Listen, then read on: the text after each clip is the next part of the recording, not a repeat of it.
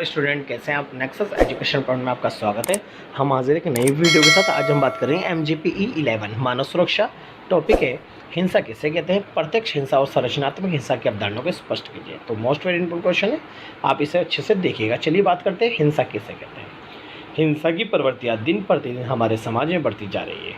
हिंसा का मुख्य कारण लोगों में असंतोष पैदा होना है, जो कि अधिकांश आर्थिक अभाव के कारण होता है। तो ये हिंसा जो होती है वो लोगों में जो आर्थिक अभाव होता है उसके कारण जो उनके मन में जो असंतोष पैदा हो रहा है, उस असंतोष के कारण वहाँ हिंसा को बढ़ावा मिलता है। अधिकांश आर्थिक अभाव के कारण होता है। हिंसा केवल किसी व्यक्ति को शारीरिक रूप से चोट नहीं पहुँचाती, बल्कि समाज में व्याप्त शोषण भी एक प्रकार की मनोवैज्ञानिक हिंसा है। तो ये शारीरिक चोट न पहुंचाकर उनके जो आंतरिक जो कहते हैं आत्मा को चोट पहुंचाना भी एक हिंसा के रूप में आता है, जो कि भावनाओं और आत्मा को प्रभावित करती है। जो मनुष्य के जो भावनाएं होती है ना, आत्मा, उसको ठेस पहुंचाना भी हिंसा का रूप माना जाता है।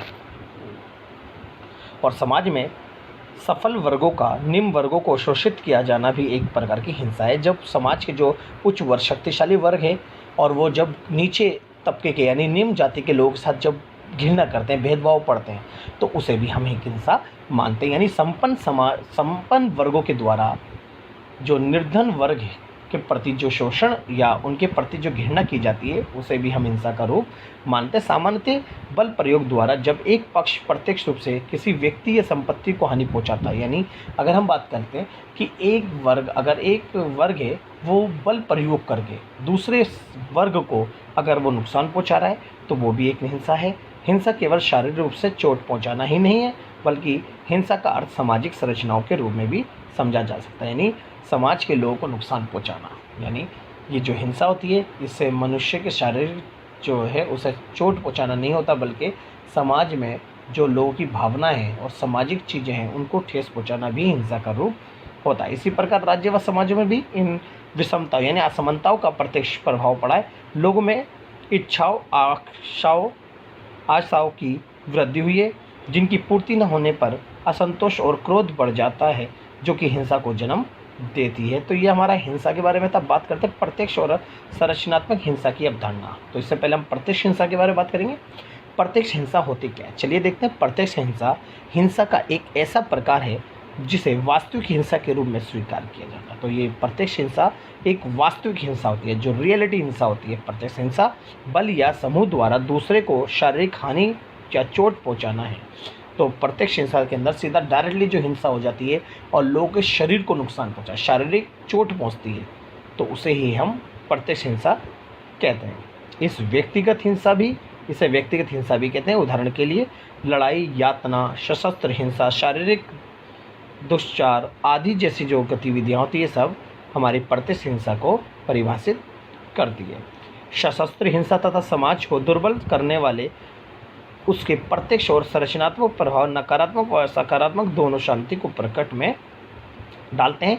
तो प्रत्यक्ष हिंसा के अंदर डायरेक्टली जो नुकसान पहुंचाया जाता है, यानी सामने वाले के शारीरिक जो नुकसान पहुंचाया जाता है, उसे ही हम प्रत्यक्ष हिंसा कहते हैं। अब बात करेंगे संरचनात्मक हिंसा।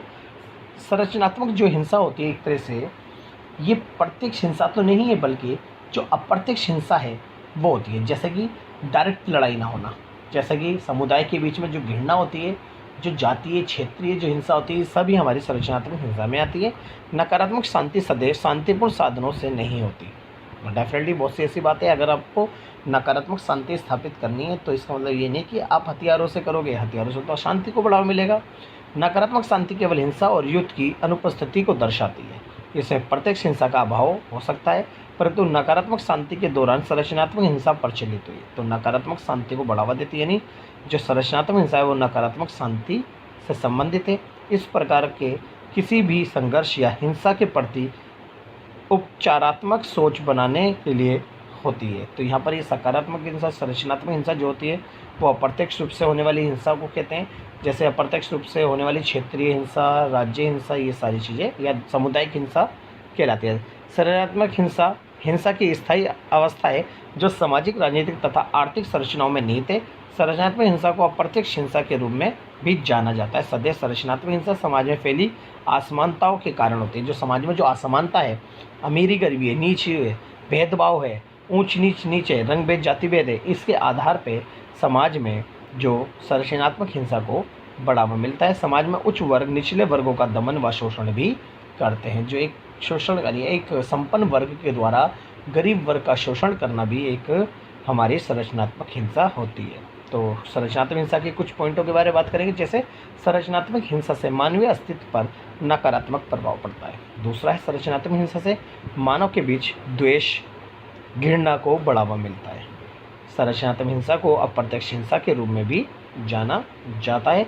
संरचनात्मक हिंसा में सांप्रदायिकता, अलगाववादी आंदोलन, भाषाई हिंसा, क्षेत्रीय हिंसा आदि आती हैं। ये सारी चीज़ें जो है वो संरचनात्मक हिंसा है। तो आप इसे बहुत अच्छे से कर लीजिए। मोस्ट वेरी इंपॉर्टेंट क्वेश्चन है। अगर आपको हमारी वीडियो पसंद आई हो तो हमारे चैनल को सब्सक्राइब करें, लाइक करें, कमेंट शेयर करना ना भूलें।